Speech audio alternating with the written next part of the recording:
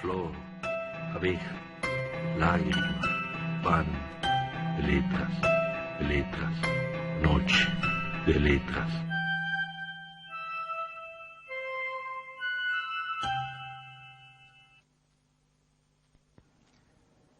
En Baquelita, de Víctor Goldger, aparecen cosas como esta.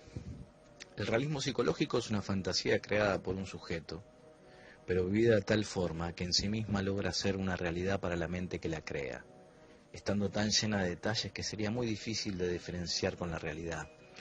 Dice uno de los extravagantes personajes de esta novela, intentando argumentar o acaso esclarecer la gran maquinaria de engaños, ilusiones y fraudes que se puso en funcionamiento a partir de dos preceptos aparentemente imbatibles: la búsqueda de la identidad y la posibilidad de recibir una herencia cuantiosa.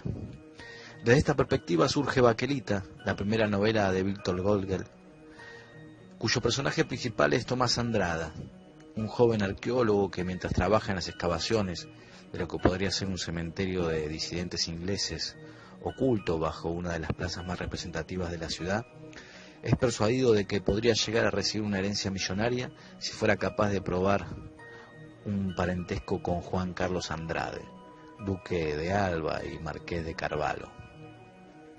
Y cita: pero para conseguir la herencia hay que entregar un objeto distintivo que perteneció a Manuel de Andrade, muerto en América a comienzos del siglo XIX, una virgencita que los abogados serían capaces de reconocer en base a documentos de la época que la describen.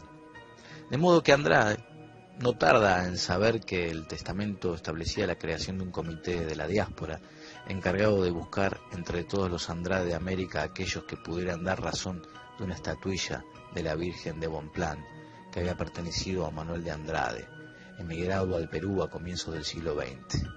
Este comité organizaría luego un encuentro en el Parador del Alba, última morada del difunto, en el cual se evaluarían los datos sobre la estatuilla que aportarán los interesados y se procedería a hacer declarar a los correspondientes herederos. Pero nada es lo que parece. La motivación se convierte en excusa y pronto dará lugar a la tragedia. La novela comienza a jugar con su título y la Baquelita se torna moldeable a medida que va desarrollando la historia de un joven que ahonda en su propia genealogía, al tiempo que no puede desprenderse de una búsqueda infructuosa y llena de peligros. ¿Sabes qué?, le dicen, los tipos de la herencia no pueden ser narcos. ¿En qué planeta los narcos buscan la droga publicando notas en los diarios? Debe ser coleccionista de arte o algo así. Ya no hay tiempo para las especulaciones. Lo absurdo puede arremeter en cualquier momento, o acaso algo mucho más determinante. En todo caso, la suerte ya está echada. Pronto Andrade se verá envuelto en una trama de conspiraciones y amenazas que lo llevará a deambular por antiguas ciudades y sórdidos hoteles. Quizá lo salve una mujer, o tal vez, como quien solo puede heredar de su propia fatalidad, se convierta en su mayor enigma, mientras intenta desentrañar hasta dónde lo ha llevado la contingencia. Inteligente y sobria en el tratamiento del suspenso, Baquelita es una novela épica escrita con una prosa sencilla y dinámica, donde no falta el humor y el sentido profundo de la tragedia. Buen comienzo para Víctor Goldger en su primera incursión a la antigua idea de fábula, que no es otra cosa que la de contar una buena historia.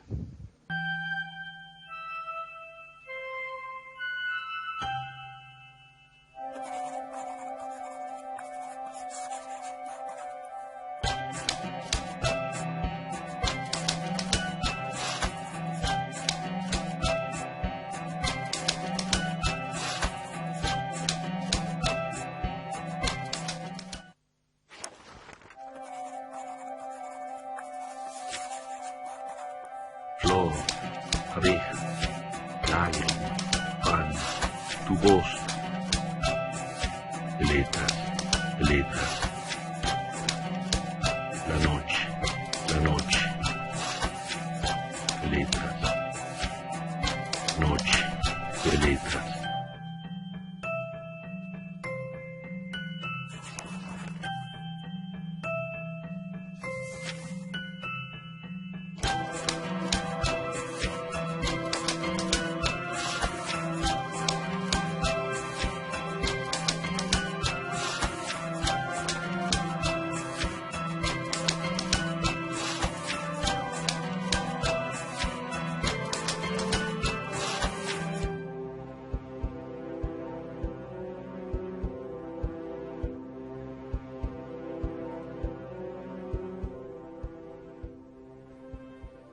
Muy buenas tardes, muy buenas noches, muy buenos días. Otra vez nos estamos encontrando. Qué bueno es esto de repetirnos.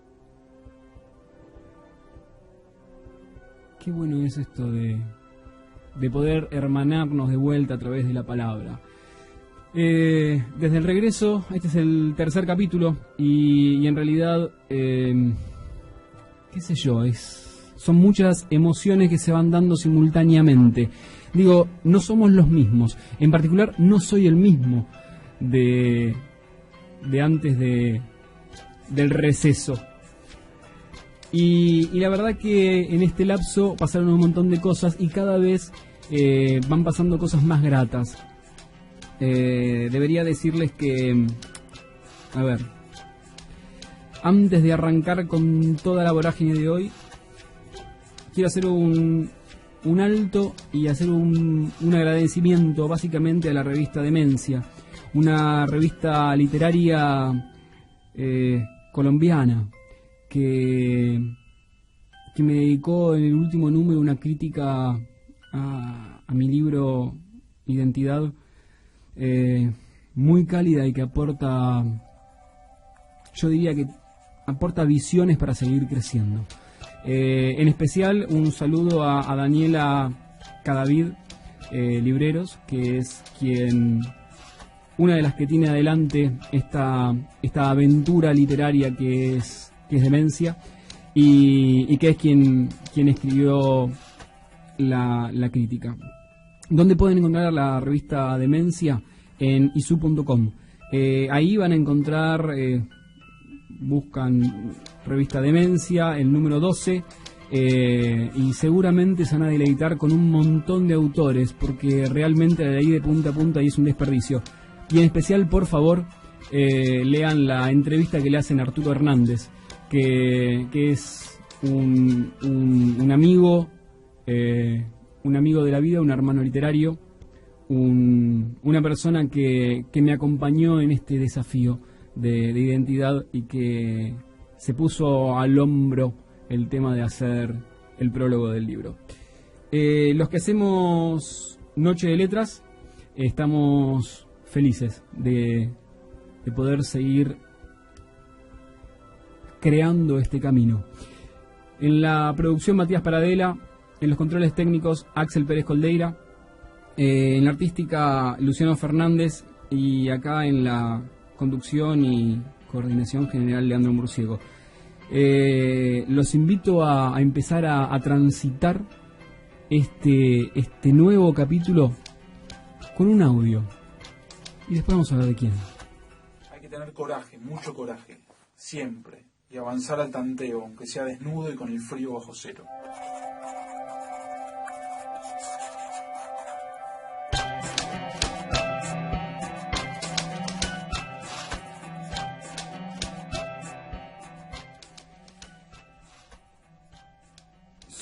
Son buenísimas estas vueltas que tiene la vida. El que acaba de leer ese pequeño texto, que es un fragmento de su novela Lentas, Intimidadas y Torpes, es Pablo Jutkowski.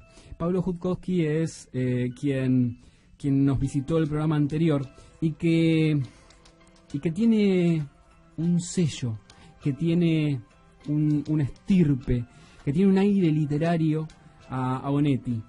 Y qué mejor que cuando hablamos, perdón, a lo mejor alguno se me ofende, de un animal literario como Onetti, de un tipo que es capaz de romper y estar vigente en cualquier momento, rompe cualquier calendario y ser el mismo escritor genial que vino del otro lado para nosotros, del Río de la Plata, y que fue para todos lados del mundo. Qué mejor que acompañarlo con otro charrúa que nos va a estar guiando, al menos hoy, un poquito en este trayecto particular. A ver, vamos a decir que el invitado de hoy es Pavlovsky Pedrassi. Es un poeta uruguayo que no solo es una de las nuevas voces literarias diría, uruguaya, sino que él es el organizador del slam de poesía oral que se realiza allá en las tierras hermanas. Y podríamos explicar, para los que no tienen idea, un poquito qué es el slam de poesía. Digo, el slam por lo general reúne a poetas jóvenes, muchos de ellos provenientes de los suburbios urbanos, pero yo diría más allá de eso, de Flor, los suburbios abeja, literarios, pan, muchos de ellos. letra, Son voces jóvenes letra, que se convierten en la mayoría de los casos en voces disidentes, en esas que muestran dónde está la arruga en el mantel, en esas que muestran lo que tapan las sábanas o las alfombras. En Baquelita, El slam de poesía Víctor quizás Goldberg, sea una de las aparecen mejores cosas como cosas, esta. no simplemente para El ver realismo psicológico es una fantasía creada por la un improvisación, la sujeto, pero creatividad vivida de tal forma de estos que en sí escritores, misma logra ser sino una realidad para la mente que la lograr crea, ver lo que estando está tan bien, llena de lo que detalles está que bien. sería muy difícil de diferenciar con la realidad. Dice uno de los estás, Pavlovsky? extravagantes personajes de esta A novela, ver, ¿cómo te presentarías? intentando argumentar Digo, o acaso esclarecer la gran maquinaria de engaños, ilusiones y fraudes que se puso en funcionamiento a partir de dos preceptos aparentemente imbatibles: la búsqueda de la identidad y la posibilidad de recibir una herencia cuantiosa. Desde esta perspectiva surge Baquelita, la primera novela de Víctor Goldberg, cuyo personaje principal es Tomás Andrada, un joven arqueólogo que mientras trabaja en las excavaciones, pero que podría ser un cementerio de ¿y disidentes qué ingleses, oculto diferencia bajo tiene un una de las poeta plazas más urbano representativas de la ciudad, de los otros? es persuadido No sé si de hay que otros, podría en llegar a realidad, recibir pero una herencia está bueno millonaria también. si fuera capaz de probar Digo, está bueno un empezar parentesco a con definirse, Juan Carlos porque Andrade, hay que darle a la duque de gente Alba una y idea marqués de de Carvalho. cómo es esto, quién es uno, ¿no? Y cita: Sí, es verdad. pero para conseguir la Yo creo herencia hay que entregar un objeto salta a la distintivo vista, además. que perteneció a Manuel de Por Andrade, ejemplo, muerto a en mí me América a pasa, comienzos del siglo como poeta XIX. urbano, Una es el que virgencita pasa que los abogados serían desapercibido capaces de reconocer en la en base a urbanidad, documentos ¿no? de la época que la En las describen. calles, en la vida. De modo que Andrade Paso desapercibido no tarda porque en saber es mi que estilo. el testamento Estilo de, establecía la creación de un comité de la estar diáspora, solo en un bar, encargado de en un buscar rincón, entre todos los y Andrade de tener mi América aquellos hojita, o que de pudieran repente, dar si me razón olvidé, de escribo la en el estatuilla boleto, o de la escribo Virgen de Bonplan, en que había pedazos de pertenecido a Manuel papeles de de la Andrade, servilleta. emigrado O al Perú sea, a comienzos del es siglo como XX. verlo todo Este desde comité lejos, organizaría pero luego un con encuentro esa en persona. el Parador del Alba, última morada esa del particularidad difunto, que vos decís, en el cual se digo, evaluarían los datos sobre la es de aquel estatuilla que aportarán los no interesados. puede dejar de Se escribir, que procedería tiene la necesidad de a hacer escribir, declarar a los escribe por correspondientes necesidad. herederos. Pero Sí, nada es lo que parece. sí, yo creo La que hay motivación una se convierte en urgencia. excusa y pronto Una dará lugar a la urgencia que tragedia. es La novela comienza a jugar con su título y la ha quedado Baquelita huérfana la se torna poesía. moldeable a Quedó medida huérfana que porque va desarrollando la los historia de un grandes joven maestros que ahonda en han su propia muerto. genealogía, al tiempo que no bueno, puede entonces, defenderse los de una jóvenes búsqueda hemos pasado a tomar infructuosa ese lugar. y llena de O sea, peligros. no con responsabilidad, sino ¿Qué con, dice? como con Los una tipos de la urgencia. herencia no pueden ser Ahora, ¿qué narcos. hacemos? ¿Qué leemos ¿En qué planeta ahora? los narcos buscan O sea, la droga nuestros publicando notas en contemporáneos, los nuestros diarios? autores Debe favoritos, ser coleccionista de arte o algo así. se Si murieron, no hay ya tiempo no para están, ya no las leen, especulaciones, no pasa nada. lo absurdo Entonces, puede arremeter en nosotros cualquier tenemos momento, la o urgencia de tomar acaso ese lugar. algo mucho más determinante. Qué bueno es esto de... En todo caso, la suerte ya está echada. Hay un vacío. Pronto Andrade se y verá no envuelto en una quedarse trama de lamentándose en el conspiraciones y vacío, amenazas que lo sino llevará a ir a deambular tomarlo y a por ocuparlo. antiguas ciudades y sórdidos Sin duda. hoteles. Porque además Quizá estos lo salve poetas una mujer, eran tal vez orgullosos como de quien habernos solo puede hecho esto. heredar de su O propia sea, que es fatalidad, salir a se la calle, convierta en su leer, mayor enigma, mientras intenta desentrañar ocupar bares, hasta dónde leer lo ha en los llevado la bares, contingencia. mostrarnos nuestro arte. Inteligente y nuestro sobria arte en el que es tratamiento del bastante suspenso, bohemio, Baquelita es una porque, novela a épica pesar, escrita con la una prosa diferencia sencilla y entre dinámica, Argentina donde y no Uruguay falta el es humor más que nada y el la sentido extensión profundo de de la tierras. tragedia. Exactamente. Yo creo Fue el que comienzo tenemos para como, Víctor Goldberg en su primera incursión a la mucha antigua similitud idea en cuanto a la de fábula, noche, a que la no es otra calle, cosa a que la la de bohemia, contar a la poesía, al teatro. O sea, tenemos como bastantes similitudes en cómo ejecutar, en cómo hacemos la poesía. Hay mucha gente que define a la poesía oral como un fenómeno moderno y a mí me causa gracia cuando eso dicen. A mí también. Porque la realidad es que la poesía oral siempre existió. La poesía oral fue el nacimiento de todo esto. Después, hace, no sé, unos 300 años, empezó recién ahí a leerse, digo, para uno, a leerse en silencio. Pero la poesía era algo compartido. Sí, sí, nace desde la tradición oral, o sea, desde que se contaban las historias de la vida en Grecia o más atrás todavía, pero nace ahí de la tradicionalidad de la oral, o sea, de cómo yo te cuento una historia y cómo hago para contártela, porque tampoco era, fulano mató a Mengano, no, había todo un contexto poético y eso era lo que me parece a mí que enriquecía la historia, ¿no? Y aparte hay algo más, se me ocurre, las primeras obras de teatro estaban basadas en poesías, en poemas. Ahora, justamente, eran poemas interpretados sobre un teatro y teatralizados, que es nada más y nada menos, digo, que estamos hablando de Roma hace muchísimos años, y qué es lo que rescata la poesía oral hoy. Digo, de moderno e innovador, yo diría que no. Es lo más clásico del mundo lo que están haciendo. Sí, por supuesto, sí. Además, si bien, o sea, hay muchos indicios de los libros sagrados. O sea, los libros sagrados, yo qué sé, a mí el Bhagavad Gita, o sea, es un poema. Exactamente. ¿No? Es un libro sagrado que es un poema largo, ¿no? Pero ese libro tradicional es un poema. O sea, que además está eso, digo, la historia de la oralidad va por ahí, por esos rumbos. Por eso no tiene nada de innovador. Lo que sí es innovador son los formatos. Y lo que los formatos hacen son las dinámicas de las lecturas poéticas. Hoy por hoy, yo creo que en Montevideo al menos hemos escapado un poco a esa cosa que había de vejestorio, de sentarse en una mesa a leer 30, 40 minutos poesía una persona sola y aburrirla, ¿no? O sea, porque claro, pasaba eso, porque ese lugar que había quedado huérfano lo ocupaban los escritores que más o menos tenían una trayectoria o no sé, y solo ellos podían leer. Claro, acceso limitado. Y sí, claro. Sí, decime. Cuando vos decías que cambiaron los formatos, primero, digo, contar a la gente cómo es un slam, porque hay muchos que no tienen idea y es apasionante verlo. Exacto. Sí, bueno, el slam de poesía también justamente no es tan contemporáneo, sino que también nace como en la década del 80 en Estados Unidos. El slam de poesía empezó porque en un bar donde era un club de jazz ahí en Estados Unidos se juntaron un punky y un obrero, ¿no? Entonces discutiendo de cosas, se tiraron unas sillas por las cabezas. El dueño del bar decide que bueno, que por qué estaban peleando, y era por una idea más intelectual quizá. Bueno, decide que eso lo decida la gente, quién es el que gana, y bueno, y cada uno tiene que recitar una poesía al próximo lunes, una poesía, cada uno, y el público va a decir quién gana.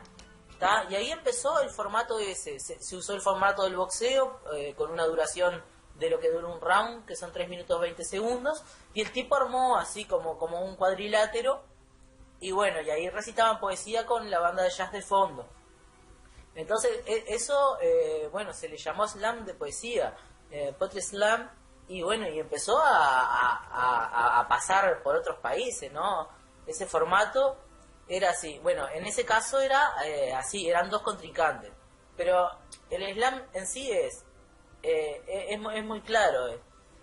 Cada uno tiene que leer un texto propio con una duración de 3 minutos 20 segundos, tiene que estar de pie y bueno, y podría ser que no use objetos, o sea, que solo sea su oralidad, y esa es su defensa del poema.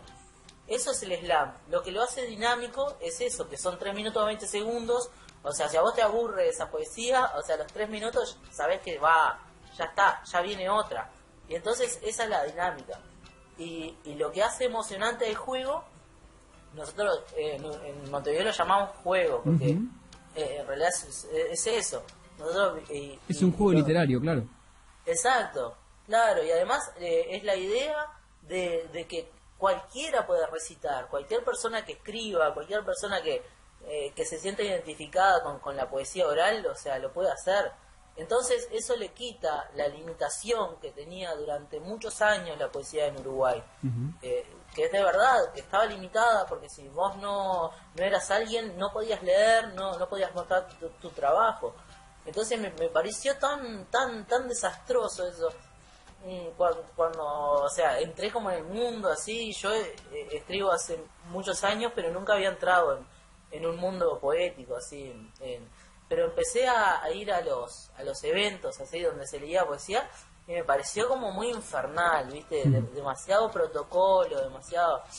Y bueno, después que fui a Buenos Aires y vi el torneo y ya andaba medio en la vuelta con eso, lo traigo para acá y justamente pasa esto, rompe toda esa estructura que se venía dando. Entonces se mezclan todos los poetas de antes, los poetas más veteranos, con los poetas más jóvenes. Y eso es una inclusión genial, que no es social, es una inclusión poética y literaria, simplemente. O sea, acá no estamos hablando de sociedades ni sociedades diferentes, sino que estamos hablando del mismo terreno, que es compartir poesía y compartir el trabajo de cada uno. Qué bueno eso. En realidad, bueno, como vos decías, vos lo llevaste a Uruguay. Este es un fenómeno que se está reviviendo quizás en los últimos tiempos, el de tomar las calles, el de tomar los lugares públicos para poder hacer poesía. Que es la realidad es el ámbito donde nace la poesía. La poesía no nace en ningún lugar cerrado. Sin duda. Sí.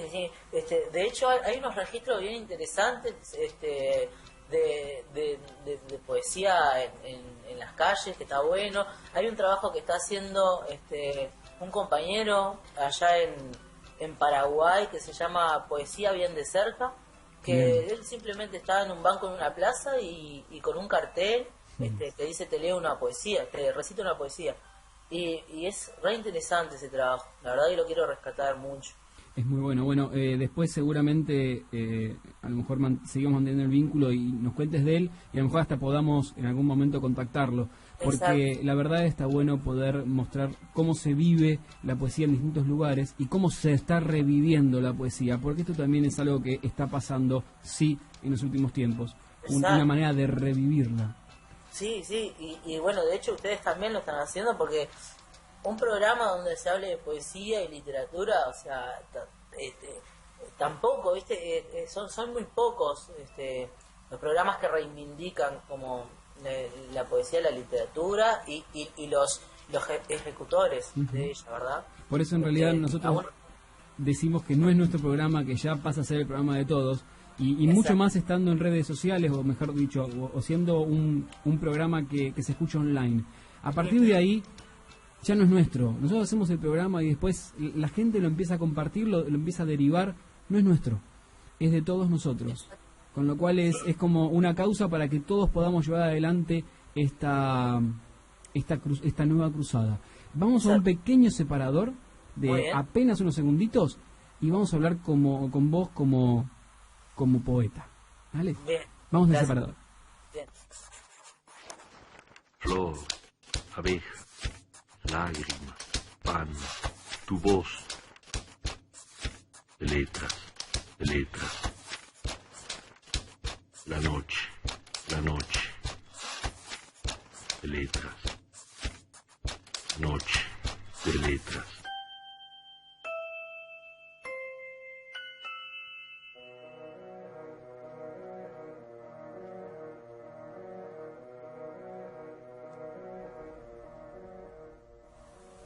Del otro lado lo tenemos a Pavlovsky Pedrazi, un uruguayo, un artista con ganas de hacer que la poesía vuelva a latir y por suerte, digo, necesitamos esta gente.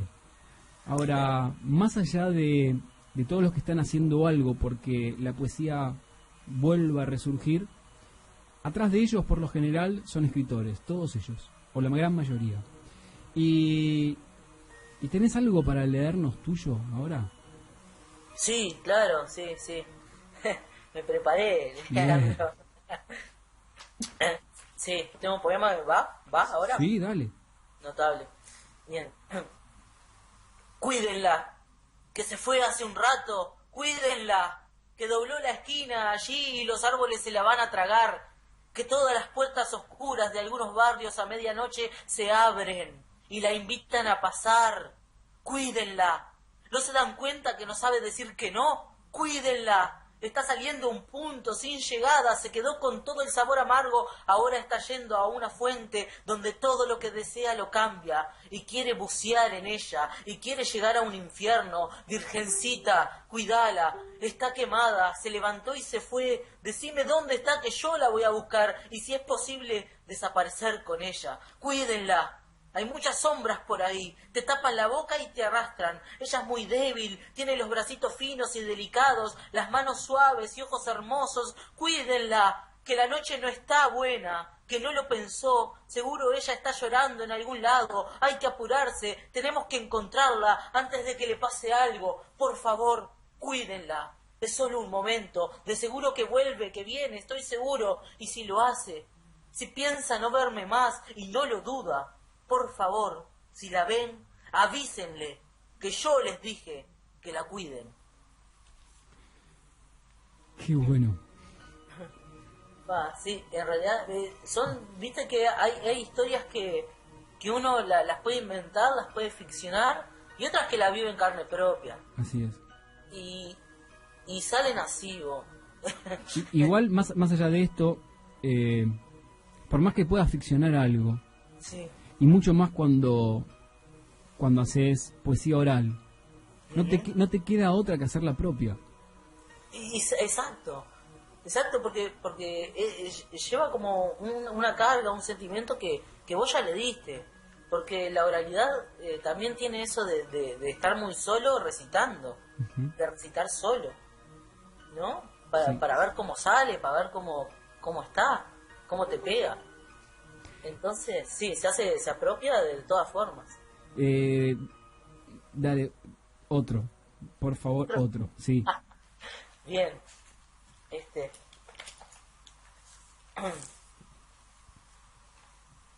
ámame a mí, no ames a otros, porque otros no saben amarte. Ámame desde la madrugada, sin entrar en la cama. Amaneciendo amorosamente amados, amiguémonos de este amor amable. Quiero amanecer amablemente amándote amorosamente. Ámame a mí, no a otros no. Ellos no saben amar, amaneciendo ni durmiendo. Es amar de verdad si se ama como puedo amarte yo, amándote sin entrar a la cama, amaneciendo amorosamente amables en nuestra forma de amar si me amas. Por eso, ámame a mí y no ames a otros, amándolos como los amas. ¿Cuánta energía, cuánta pasión, cuánto sentimiento metes no solamente a la hora de escribir, digo, sino a la hora de reescribirlo cuando lo estás diciendo, ¿no? No puedo otra forma. Es indispensable, no me lo permito, lo siento real y es una estructura de la que nunca puedo escapar. Solamente si escribo algo de narrativa o alguna novela corta, si no puedo no ponerle energía y pasión, ¿no? Contanos dónde la gente puede encontrarte, porque seguramente algunos van a querer ya buscarte en internet, ya buscarte en algún lado y empezar a escucharte. ¿Dónde pueden hacerlo? Los que no están en Uruguay, digo, por ejemplo. Exacto. Y en mi Facebook, por ejemplo, cuelgo muchas cosas interesantes y otras algunas veces no. Pero el Facebook mío es Pavlovsky con K y latina ZZI. Pavlovsky sí. Bien. Y ahí después se pueden derivar a otros blogs, y eso es donde cuelgo audios o cuelgo poesía escrita. Y contanos, ¿tenés material publicado? ¿Cómo es el mundo del papel con vos? Bien, el mundo del papel conmigo depende del contexto en el que estoy también. porque, bueno, yo vengo de una ciudad que se llama Canelones, que es a 45 kilómetros de Montevideo. Allí yo edité 3 libros de manera independiente, sacándole copias, ¿no? Bueno. Entonces escribía a máquina de escribir y luego hice copias. Y de eso tengo 3 registros, ¿tá? Son 3 ediciones, que lo que hacía yo era regalarlas. Bien.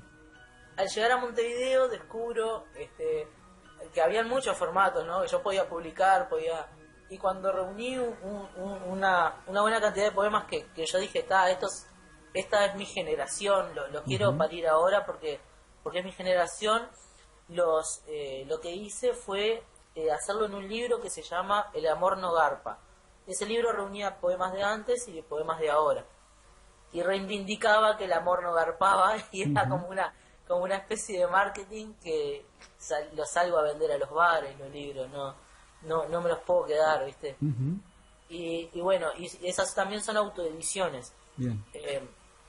También reivindico mucho lo de la autoedición porque las personas se meten a veces en las editoriales como que es fundamental tener un respaldo de una editorial, y de repente o salen perdiendo o no quedan conformes. Entonces las autoediciones, o sea, cualquiera puede encontrar un encuadernador artesanal o una persona que te pueda ayudar a diagramar y hacer tu propio libro.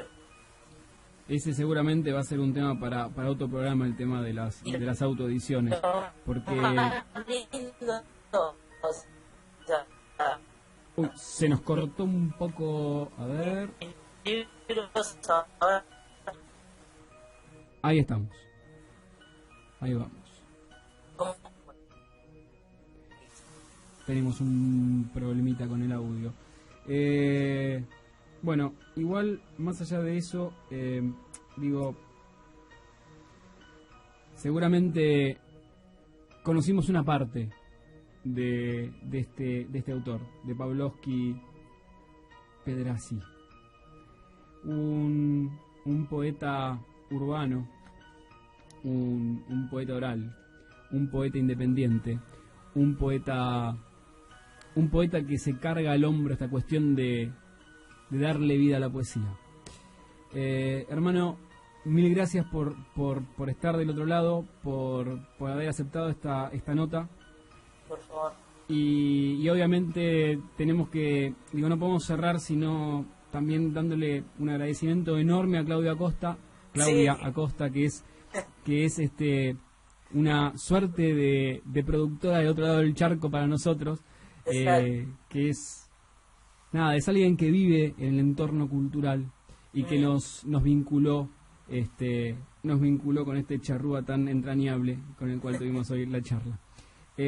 Mil gracias, un abrazo enorme, y antes de cerrar quiero hacer un pequeño recordatorio que no tiene nada que ver seguramente para muchos con las letras.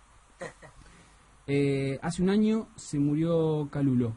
Calulo, para muchos van a preguntar quién es. Calulo era un tipo del ambiente del ciclismo. Era un tipo que formó ciclistas. Era un tipo que vivía y respiraba ciclismo. Era un ser humano, pero recontra bien parido. Y este que está acá, de este lado, cuando no tenía programa de radio literario, cuando no se dedicaba demasiado a escribir poesía o a mostrar lo que escribía, mejor dicho, se dedicaba a escribir ciclismo.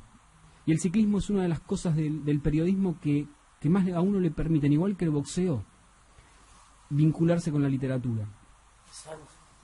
Y este hermoso negro que hace un año que nos dejó, para mí fue un formador, porque se abrió de par a par el corazón, me enseñó lo que él tenía, igual que muchos otros, pero nada, me parecía que está bueno recordarlos, porque en realidad la poesía la hacen lo que nos rodea, lo que nos sucede, pero está basada en seres humanos, y no importa si el tipo es un tipo que está sentado en un umbral pidiendo una limosna, si es un sacerdote, si es una maestra de escuela, o si es un laburante de los guantes, o un o a un tipo que vive del ciclismo. Así que mil, pero mil gracias. No podía dejar de tener este saludo. Y un abrazo a todos. Si quieren pueden revivir este programa a partir de, en cualquier momento, de la página de radiotrentopic.com.ar, de nochedeletras.com.ar, y si no, volver a escucharlo mañana en Radio Surquía en Costa Rica. Millón de gracias. Chau, nos vemos.